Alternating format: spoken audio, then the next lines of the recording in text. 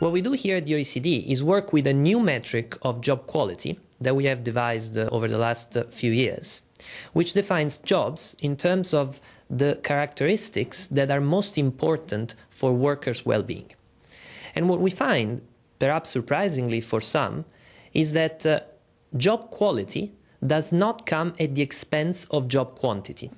This means that they can be achieved simultaneously, and in fact there are countries in the world that manage to achieve both high levels of job quality and a fairly efficient economy that creates a lot of jobs. What are the best ingredients to ensure happiness at work? Pay, of course, security on the job, and the quality of the working environment, which we consider being a good balance between the demands that a job places upon workers and the resources that are at the worker disposal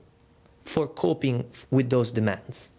And we find, for instance, that having learning opportunities on the job is a fundamental aspect of job quality because it equips workers with the tools that they need to deal with jobs that might otherwise be more stressful, be more complicated, and places higher demands upon them. Which countries in Europe are lagging, especially in terms of allowing or considering that well-being is important for both employees and employers? I would say that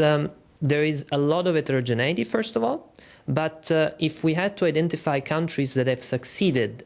in creating high-quality jobs by the metric that I have described earlier, so countries that, for instance, have a good capacity of maintaining a good balance between the demands placed upon workers and the resources at their disposals, I would look in Northern Europe. I would look in Scandinavia. Are you confident about the future and confident about the fact that more and more countries in Europe will recognize that the well-being of workers is actually in the interest of employers and society at large? I would say that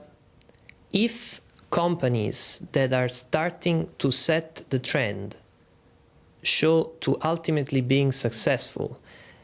I'm thinking again about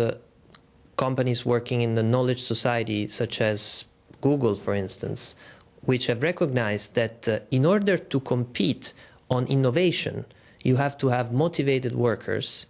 and that we are probably moving beyond a model where competitiveness rather comes from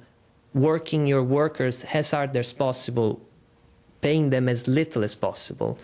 then these companies and these countries which are going to be successful in increasing productivity are going to show the way for the rest, and they're possibly going to lead to change that is more widespread.